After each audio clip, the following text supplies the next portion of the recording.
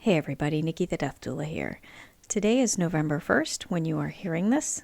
It's not when I'm recording this, spoiler, but I plan ahead. Anyway, so today is November 1st and tomorrow will be the 2023 celebration of Dia de los Muertos. So in honor of that, I wanted to do a rewind and throw back out that episode I did last year on November 1st on Dia de los Muertos. So please enjoy that. And if you're not already a patron, I would greatly appreciate you coming over to check me out. Patreon.com/Nikki the Death Doula. You can try out being a patron for free for 7 days, see how you like it. You'll get episodes a week early and twice weekly grief affirmations. And soon you will be also receiving free access to online workshops I am in the midst of creating. So some great things to look forward to, everybody. Now, without further ado, here is a rewind to episode number 21 on Dia de los Muertos. Hola y bienvenidos a Good Grief, el podcast dedicado a desmitificando y desestigmatizando el dolor con compasión y humor. Soy Nikki y yo soy un doula de muerte y una entrenadora de dolor in Columbus, Ohio. Hi, everybody. Welcome to Good Grief, the podcast dedicated to demystifying and destigmatizing grief with compassion and humor. I'm Nikki. I'm an end-of-life doula and a grief coach in Columbus, Ohio. And I apologize if I mispronounced any of those words at the beginning. Mi español es no muy bueno. I have a few years of Spanish under my belt and I've been re-upping it recently. But so if I mispronounce anything, I deeply apologize. Please feel free to correct me. I won't take it personally. I don't want to be offensive. But I did want to welcome everybody in Español because today we are going to be talking about Dia de los Muertos, which is a holiday that I learned about later in life. I had heard of it, but I didn't know anything about it until later in life. And I'll start off with my first misconception of Dia de los Muertos. And the number one misconception, no, Day of the Dead is not Mexican Halloween. And I didn't understand that. You know, growing up in a predominantly white neighborhood and white school with mostly Christians, I didn't even know that many Jewish people growing up. And I also had the misunderstanding of Hanukkah is not Jewish Christmas. You know, and that's not to be offensive, and I apologize if I offend anybody with that, but I just didn't know. I wasn't exposed to that until later in life. But now that I know these things, I love learning about them. I love learning about other people's traditions and holidays. So I was super excited to learn about Day of the Dead. And another misconception, it's not a somber holiday. It's not sad. It's not like a funeral. It's huge. It's a celebration and it's bright and exciting and vibrant. And yeah, it's not sad at all.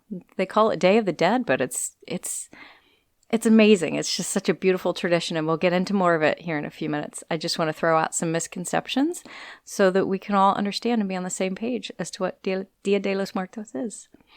And it's also like a lot of other holidays and celebrations. It's different by country. It's not, and even within countries, not all Mexican families celebrate it the same. And it's not the same as other religious holidays that are similar. There are similar holidays, All Saints' Day, All Souls' Day. It's usually about the same time, but they're celebrating the same thing. They're honoring the dead, but they are different. They're different holidays, and everybody celebrates them differently. And you know what? That's okay. Much like people celebrating Christmas or Easter or, you know, any of the New Year's Eve. Lots of people, I celebrate New Year's Eve by going to bed at 9 p.m. So everybody celebrates things differently, and that's okay. So those are just a couple of misconceptions I want to get out of the way real quick so we know what Dia de los Muertos or the Day of the Dead is not. It's not Mexican Halloween. Please don't call it that. It's very different. Okay, so Day of the Dead. What is Day of the Dead? Well, it's a 2-day holiday. I'm trying not to sound like Wikipedia here, which, yes, I did read some Wikipedia, but I've done plenty of other research into this as well. I actually spoke to a couple people I know who celebrate Dia de los Muertos, so it's very exciting. It's a 2-day holiday that it reunites the living and the dead together. So families celebrate those they have lost and invite them back, not literally, guys, obviously. But one of the big things people do is they'll create ofrendas or offerings to honor their departed family members or people that they have lost, people that passed. Then they're altars. And these altars are sometimes in the home. They put them in storefronts. They put them in public areas. Sometimes they're in cemeteries. But it's basically just an altar to honor the dead. And they're decorated with almost always bright marigold flowers, bright yellow marigold flowers. They'll have photos, food, and drinks left out to honor those. Like if I were to put up an ofrenda and had a picture of my brother, I'd probably put some beer cheese out there because that was one of his favorite things at Thanksgiving. We always made beer cheese with Hawaiian bread, and that was like one of his favorite things. So that's something I could put out there. Or, a couple of beers because he liked to have beers when he watched football. I could put up some football decorations since he liked watching football so much. So that's just an idea. I encourage you to Google ofrendas and look up some because they are so beautiful. There was a public one at the Columbus Museum of Art. I don't know if it's still there. Probably by the time I post this, it'll be down. But there's probably photos on their website. I have photos on my personal and business Instagram pages of it. So check that out. My personal Instagram, I don't care. It's the only Nikki 27. And, Nikki the Death Doula is my other one, but I have photos of it up there. I put a picture of my brother on the altar. But they're always just super beautiful, vibrant, colorful displays. And I just love bright colors and marigolds. And yeah, it's just such a beautiful way to honor the dead. And so about the marigolds, actually, I did not know this until this year. I just learned the significance of marigolds. It is just thought that the brightness of the color and the scent of the flower will draw the dead back to their home, back to that home where they are. So it's just such a beautiful, bright, vibrant color and a super powerful smell that it's thought that will help lure them back. Not lure, that's not a good word, but bring them back to the home so that they can be welcomed in and enjoy all the beautiful offerings that were left for them. Some other things you might recognize that go with Dia de los Muertos or Day of the Dead is calaveras, which is the skulls, the beautifully painted, decorated skulls. And most people wear masks that are just, oh gosh, and the face paint, you guys. Again, just look this stuff up. I'm just in awe of how intricate and beautiful these face paints and masks are, with the skulls, with flowers, and it's just super beautiful. And it's just yet another way to honor the dead. And they will make little chocolate or sugar skulls. Sometimes they'll have a name engraved on it or carved into it on the forehead. And they're given as gifts both to the living and to the dead, handed out. Sweet egg bread is another food. It's usually made in shapes. Sometimes it's just plain bread, but sometimes I'll shape it into look like a skull or decorated with white frosting to look like bones, which I think is just so neat. There was a super brief sentence I found on one website that talked about calaverita, which is another one of those things. This is, again, not everybody celebrates holidays exactly the same, but this is more in some of the larger cities where children will wear costumes, walk the streets, and knock on people's doors for calaverita or a small gift of candy or money. They also ask passersby for things. So it's a similar to trick-or-treating that we do here, in the United States, but please don't confuse the two. It's just one little similarity between the two. There's also it's not trick or treat. There's no component of the whole we'll be mischievous to you if you don't give us a treat or things like that. That's not a thing. But again, traditions and activities, not all totally universal, and they might vary from town to town. I found a cool example in the Wikipedia page. I know, sorry, there's better things out there than Wikipedia, but so, as I said, everybody celebrates it a little bit differently, but there are observances outside of Mexico. It is observed in the United States. And in fact, I know a few people in my life that are of Mexican descent or are from Mexico. And they have celebrations, on their own. But there are some cities will have big celebrations within the United States.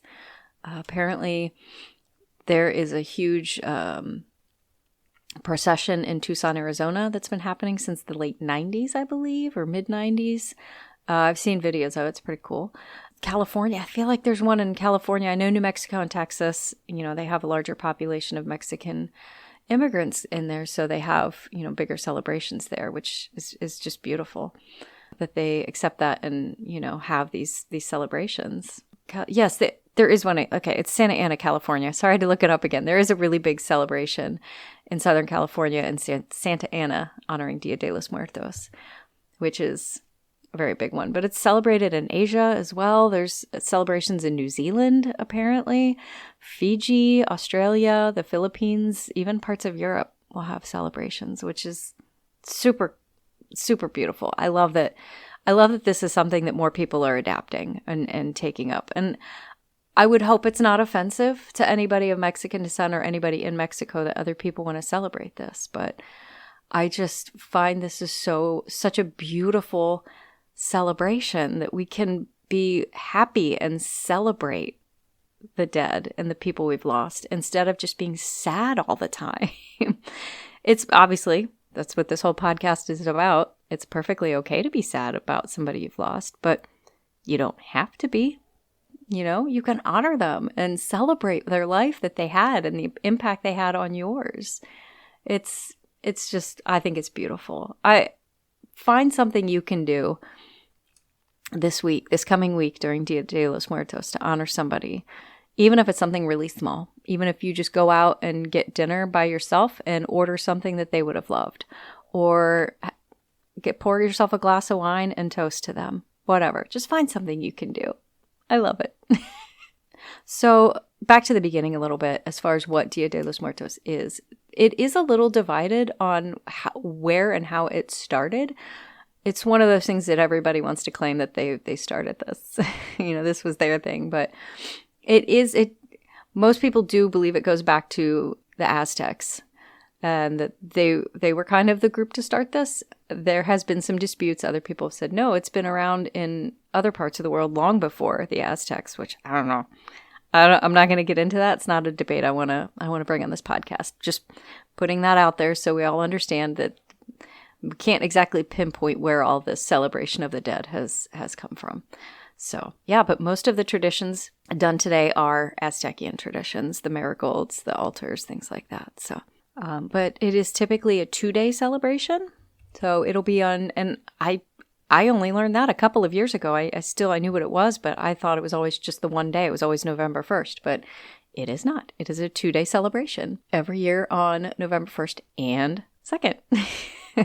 And typically they end the celebration with a huge parade, or sometimes walking to a cemetery. But yeah, it's the second day is kind of the big to-do where they have all the parades and everything. So kind of short and sweet. That's Dia de los Muertos in a nutshell. It's just yet another beautiful way to honor those that we have lost. It's obviously why I'm in this line of work to begin with. It's one of my passions. And I love learning about other cultures and what they do to honor the people they've lost in their lives. And this is probably one of my most favorites because it's just so vibrant and exciting and beautiful. And it's a celebration. There's a time to be sad and there's a time to celebrate. And that's up to you to decide when that is. Okay. Don't let a calendar decide that. If you've just lost somebody and Dia de los Muertos comes up and you don't want to celebrate them yet, that's okay.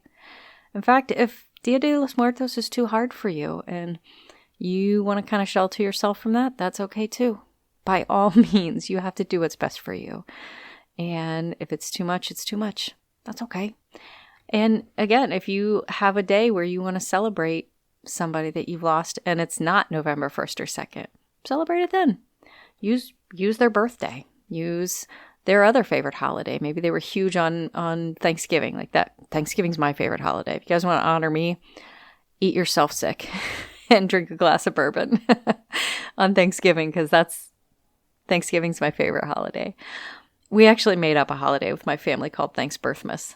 So we celebrate Thanksgiving, Christmas, and my birthday all in one day. And anyway, that's my favorite holiday. It's Thanksbirthmas. But I encourage you to find out if there's something locally. Again, it might be a little too late now, so I apologize. I should have done this episode last week, but look up something locally. Is there something going on with Dia de los Muertos in your area? Something you can participate in or observe? What can you do at home? I have a little mini altar for Yona. I don't leave her treats because now I have Ari, my other cat, and he'll eat them, but I have her urn with a beautiful picture of her and her collar and a candle holder that I received as a gift with a quote from a show I directed that just says, "I'll see you when I see you." And I have that candle in front of her picture, and I light that candle from time to time to remember her. So if that's something you can do at home, go for it. Make a little temporary altar. It doesn't have to be a permanent installation in your home. Put up something to remember somebody you lost. And celebrate them a little bit. Celebrate their life and the impact they had on you. Okay. Well, guys, like I said, that's all I have for today. So we're going to get on to the Death Deck. Ooh, okay. I'm going to shuffle up the cards here. And grab one at random. Oh, this is perfect. I swear I drew this totally randomly, but this is perfect for today's topic. The title is Visitation. If you knew you could visit your loved ones after death, how would you make your presence known? Oh, man. That's a hard one. For me, well, this is gross, and I apologize if this is too gross for anybody, but my brother, when we were younger, my brother was like a champion at belching. This boy could reverberate the walls in the house next door with his belches, and me being me, had to try to copy him. So I learned to belch with the best of them. So I would probably make my presence known with a belch.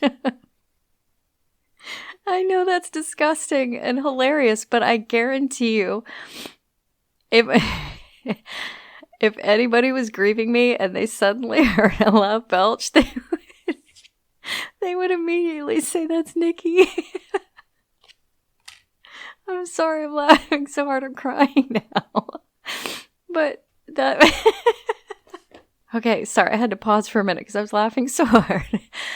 That's a little gross, but I mean, hey, people would hear that and recognize it as me. So I think I would have to say a significant belch. A more diplomatic or polite answer would probably be something in the form of nature. Because I love nature, I love being outside, I love camping, hiking. So something in nature maybe, but let's face it would be a belch. Okay. I'm sorry if that was too gross for anybody. And I also apologize for laughing so hard in your ear. But that was funny to me. Anyway, so thank you so much for tuning in. I hope that you enjoyed this episode learning about Dia de los Muertos or Day of the Dead. And I hope that you can find some way to celebrate somebody you've lost when you're ready. And if you're not, that's okay. You can find me on Patreon, Nikki the Death Doula. Please check me out there. Again, every penny I make from Patreon will go directly to a fund so that I can provide pro bono work to those who need my services. You can also find me online at nikkithedeathdoula.com, and my Instagram is Nikki the Death Doula. Check me out on the socials. I'm on the Facebooks as well. So yeah, come say hello. Thank you so much. Have a wonderful week, and remember, your grief is yours. Your feelings are valid, and grief doesn't always have to suck. Good Grief was brought to you by me. You can find me online at nikkithedeathdoula.com. Today's episode was produced by me. Research and scripts written by me. Your host is me. Editing and sound design also me. Music is not me. Music is Cheery Monday by Kevin MacLeod. License information can be found at filmmusic.io/standard-license. Special thank you to my best friend and husband for constantly reassuring me that I don't suck.